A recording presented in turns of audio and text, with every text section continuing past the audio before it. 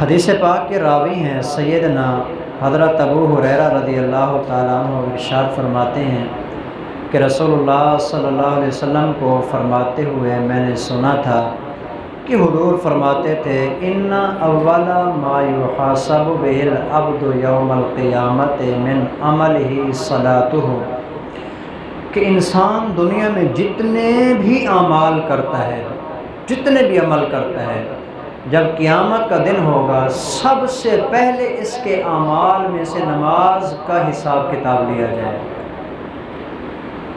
لازمی پیپر ہے، لازمی، نماز میں کوتاہی نہیں ہونی چاہیے۔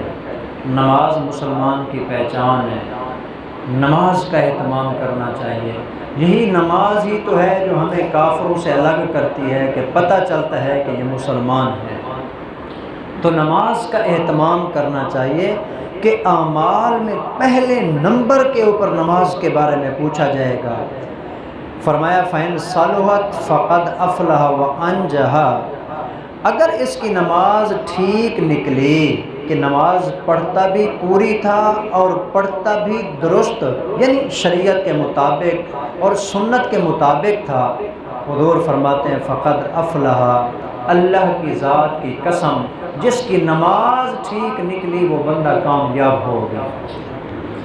تو کامیابی کا دار و مدار میرے بھائیو نماز کے اوپر ہے۔ بن نماز کے ہم کامیاب نہیں ہو سکتے، نماز کا ہونا ضروری ہے۔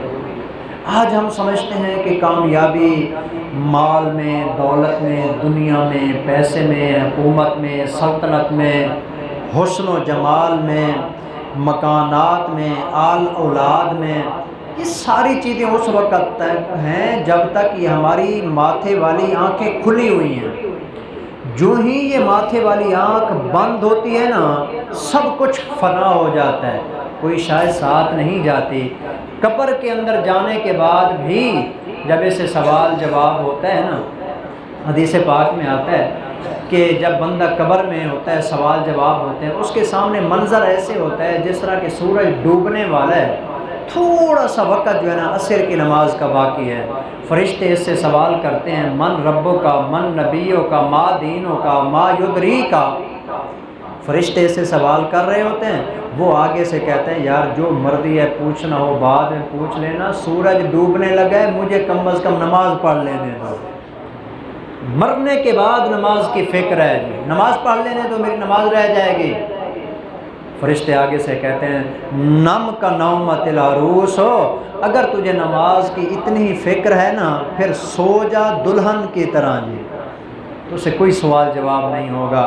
اس کے بعد وہ قیامت تک کے لیے آرام کے ساتھ سوتا ہے، اور اس کے لیے جنت کی ایک کھڑکی کھول دی جاتی ہے جس میں سے ٹھنڈی ہوائیں اور خوشبوئیں آتی رہتی ہیں۔ تو نماز کی اس قدر اہمیت ہے، کامیابی کی سب سے پہلی سیڑھی نماز ہے۔ تو حضور نے بھی یہی فرمایا کہ اگر نماز ٹھیک نکلی کامیاب ہو گیا۔ اللہ اکبر وَإِن فَسَدَتْ، اور اگر نماز خراب نکلی فقد خاب و خاسرا، یہ بندہ ناکام بھی ہو گیا، برباد بھی ہو گیا، اس کے پیچھے کچھ نہیں رہا، سب کچھ برباد ہو جائے گا۔ اصل بات جو میں آپ کو بتانا چاہتا تھا وہ یہ بات بتانی تھی۔ حضور فرماتے ہیں فَإِنِ انْتَقَصَ مِنْ فَرِيضَتِهِ شَيْءٌ، حساب کتاب ہوگا نا، سب سے پہلے نماز کے فرائض کو دیکھا جائے گا۔ فرائض پورے ہیں؟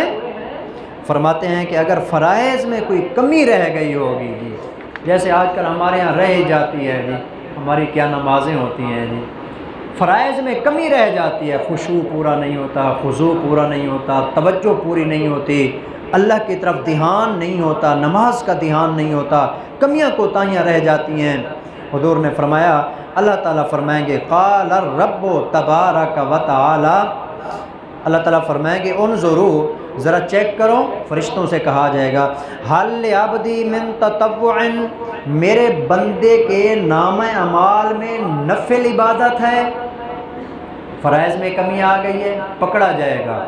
اب دوسری صورت اس کو بچانے کا پروگرام بنایا جا رہا ہے، اس کے نام اعمال میں دیکھو اس کے صحیفے کے اندر نفل عبادت ہے؟ جی یا اللہ، نفل عبادت بھی کرتا تھا، نفل نماز بھی پڑھتا تھا، اللہ تعالیٰ فرمائیں گے فَيُكَمَّلُ بِهَا مَنْ تَقَصَ مِنَ الْفَرِيضَةِ، اس کی نماز کے فرائض میں جو کوتاہی رہ گئی تھی، اس کے نوافل کے ذریعے اس فرائض کی کوتاہی کو پورا کیا جائے گا۔ شاید آپ اس بات کو صحیح سمجھے نہیں ہوں گے، میں ذرا مثال دے کے سمجھاتا ہوں۔ آپ نے کبھی سوچا ہے فرض اور نفل کے درمیان کتنا فرق ہے؟ فرض اور نفل میں اتنا فرق ہے جتنا کہ زمین اور آسمان کے درمیان فرق ہے۔ فرض اتنا اعلیٰ درجے کی چیز ہے نفل کے مقابلے میں۔ یوں سمجھیں کہ ایک وہ ہے جو سونا ہوتا ہے، سونا ہیرا ہے، سونا ہے فرض، اور ایک وہ ہے تو پیتل ہے، تو لوہا، اس کے اوپر سونے کی کلی کی گئی ہے، اندر سارا اس کے اندر جو ہے نا پیتل ہے، صرف اوپر جو ہے نا پانی چڑھایا ہوا ہے سونے کا۔ یہ نفل ہے جی۔ قیامت والے دن اللہ تعالیٰ کسی کو بچانا چاہیں گے نا تو یوں فرمائیں گے اس کی وہ نفل عبادت جو اندر تو پیتل اور لوہا ہے لیکن اوپر لکھا ہوا یہ ہے کہ اس نے میرے لیے نماز پڑھی تھی، اس کو بھی سونے کے برابر بنا کے میں اپنے بندے کے لیے مغفرت کا اعلان کرتا ہوں۔ یعنی اس قدر اللہ تعالیٰ انسان کے ساتھ محبت فرماتے ہیں۔ تو آج کے سبق میں صرف یہ بات ہم نے پڑھی ہے کہ نفل جو عبادت ہے نا، اس کی بہت بڑی فضیلت ہے۔ یہ نفل عبادت ہی تو تھی جو بخاری شریف کتاب التہجد کے اندر روایت آتی ہے، حضور علیہ السلام رات کو اتنی نفل عبادت کرتے ہیں، اتنی نفل عبادت کرتے ہیں حتیٰ تورمت قدماہ، رسول اللہ صلی اللہ علیہ وسلم کے قدم مبارک سوج جایا کرتے ہیں۔ حالانکہ نبی صلی اللہ علیہ وسلم کو بھلا کیا ضرورت تھی اتنی زیادہ عبادت کرنے کی، وہ تو بخشے بخشا ہے ہمیں بتانے کے لیے، ہمیں سمجھانے کے لیے کہ جب میں بخشا بخشایا ہونے کے باوجود اتنی اللہ کی عبادت کر رہا ہوں، میرے امت کے لوگوں تمہیں اس سے زیادہ عبادت کرنی چاہیے، تمہیں اس پر توجہ دینی چاہیے۔ تو بہرحال جی آج کا سبق یہ ہوا، نفل عبادت بہت اہمیت کی چیز ہے۔ فرائض میں کوتاہی ہو گئی تو قیامت والے دن اس نفل کے ذریعے اس کو پورا کیا جائے گا۔